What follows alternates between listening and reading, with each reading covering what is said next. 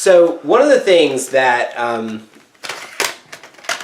wanted to talk to you about, and this is a little bit of gaming psychology, which is difficulty spikes.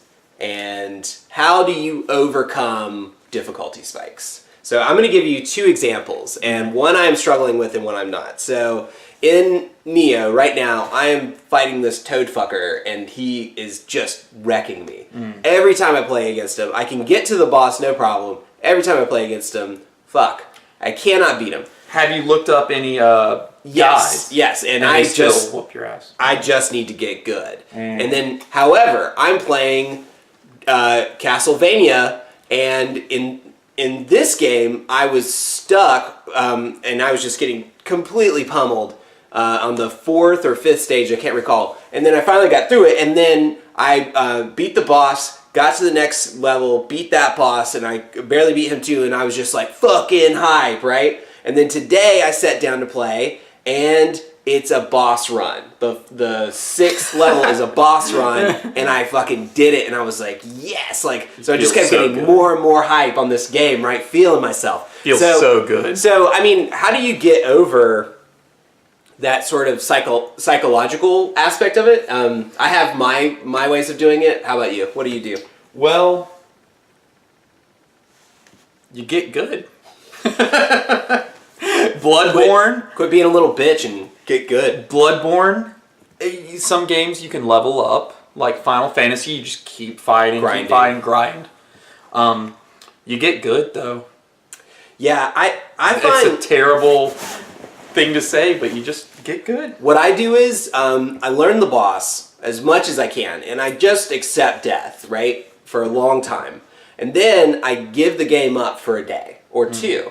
I don't even think about it. I don't look at it, and typically, if I turn it back on, I'll beat the boss the first try. Yep. Because I find that I just get into these like rote patterns, and then I start making all these mistakes. Like I'm defeating myself all the time. Yeah. Like I know how to beat this guy. I'm just not executing. Exactly. And it's a mind. It's a real challenge. It's a mind game, and you really have to push yourself in order to beat this boss that you've been. I mean, Bloodborne, Dark Souls. I gave up. Yeah, Dark Souls. Dark Souls, and it's hard. I mean, that's hard. I feel like Bloodborne's a little more forgiving, and but once you, I mean, if you beat someone, it just feels so good. Yeah, I know. Well, and like for me, one of the things... And you'll rock them too. Yeah, sometimes. Well, you get hype, you know. One of the things that I was really disappointed with was the Wii game, Sin and Punishment. I never beat that game because I could not beat that last boss. Could not beat him.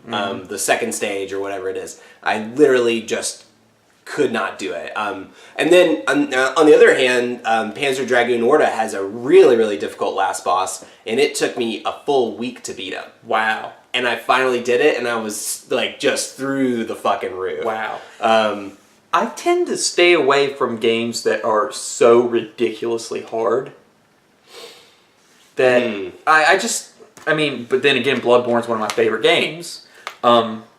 If it's just ridiculously hard, I don't know. It's too much. Part of gaming for me is the relaxing aspect with a little bit of challenge and mind play. That's why I feel like Zelda, while some might say it's a little too easy, because I mean, you rarely. I like playing Kirby. So. Yeah, exactly. Yeah, I think there's a time and a place for everything. I do think that there is this sort of psychological aspect to it that if I'm really unhappy playing, I will just stop playing. Yeah. I don't spend a lot of time just really kind of feeling that frustration. I'm not one of these people who like would throw their controller. I don't ever throw a controller because we just discussed they're expensive. Yeah, and TVs. A lot of TVs break. Yeah, never do that because I'm not gonna do that. But anyway, I was just curious because for me, like I find that if I just take a break, like I learn everything I can learn, I download as much as I can. But then if I don't beat it, like I turn it on and I don't beat it after a few days of taking a break, I probably won't ever touch the game again. Do you ever feel like you ever like want to pick back up a game that you got frustrated with and left, or Or are you like, nah, yeah, that's it? Like Dark Souls 3. I want to pick it back up, but see, my first, if you want to consider a Dark Souls game, was Bloodborne, like I said, and Yeah. I got used to that battling aspect, and I want it to be in Dark Souls, and it isn't. Yeah. It's different. Yeah, well, and like with Neo, for me, the problem is that this dude, this toad fucker, is like one-shot kills. I mean, he is so strong, and then he's fast, and he's just constantly just aggressive, right? He's super aggressive, so you got to dodge all the time, manage your stamina, like get in a few hits, and then he's attacking you again, and you gotta, and then like he has random attacks too, where he just throws shit out. You have no clue what's gonna happen. Like he might throw bombs that stick to you. He might throw bombs that stick to the ground. He might throw paralysis, like pillars and stuff. I mean, it's really, really rough. I'd like to know how you fare if and when you beat him. Oh, dude, I think it'll happen. I really want to beat Neo eventually. But anyway, I do think like with RPGs though, and this like grinding is so taxing to me. There are very few games, like if there's a grinding wall, there's very few games I'm actually going to play. Yeah, and that's what I'm talking about. It was Xenoblade Chronicles. Yeah. Kind of early on, you have to kind of grind a little bit, and part of me was like, I'm going to give up. But then the next day, and the next day I picked it back up and kind of got, a little bit better, and actually avoided those fights. Just kind of ran around them. Yeah. Because they were avoidable. I didn't know that. And, it's just one of those things that sometimes a game's worth it. Continue. Agreed. Do you sometimes the game might not be. It might just be personal. Well, that's why I'm actually want to beat this game, is because it has Rondo of Blood on it, the PC Engine version, and I really, really want to play that game. And it has Symphony of the Symphony Night. Yeah. So it's a great game. value. Great but soundtrack. You've got to beat the first game first. You can't just access it. Do you find that if you have to grind, that's kind of where you'll say, how much do I really want to play this game? I don't know. I think it comes down to, because I'll grind.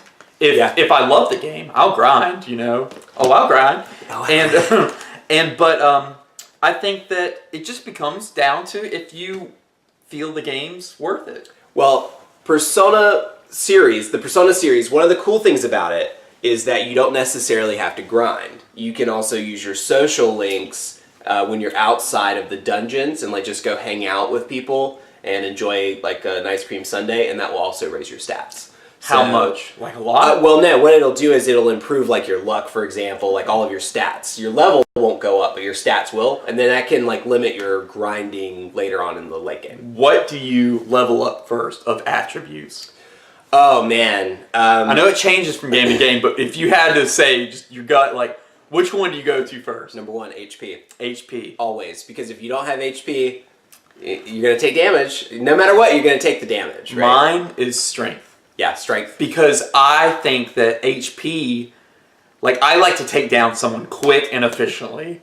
I'd rather just be like, bam, bam, they're dead, as opposed to health.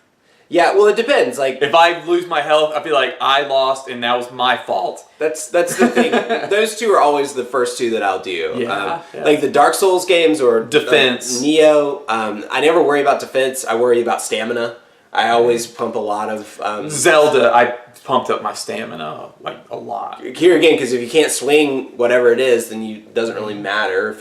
Or if you like take forever for it to recover, you're not getting your damage out. But yeah, luck. I never do luck ever. Yeah, because I never feel like it helps. Nah, it never helps. I always feel like, and if it does, I feel like the game just kind of glitched out, and that's why. I got lucky. Yeah, exactly. Not that it, like the actual luck stat. It's like, oh, that's the luck stat coming in. What did it do? I knew I was gonna use that. It gave me an extra 10 coins or something. Right. Yeah. Well, and like item drops that helps too. But do you like games where there's a lot of stats to sift through, or not? So much? Yeah. No. I think it gets overwhelming. Yeah. I do not like overly complex menus. That's part of my problem with Final Fantasy VIII. Yeah. Yeah. That game's a pain in the ass. It's a pain in the ass. Yeah.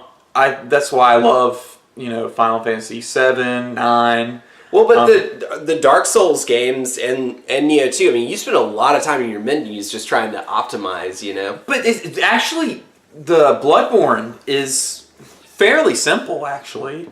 Well, I mean, but you're still like, anytime you find items and stuff, you're still like going back through and being like, oh, could this help me? Or Yeah. you do end up. I like any time that there's a button that just is optimize.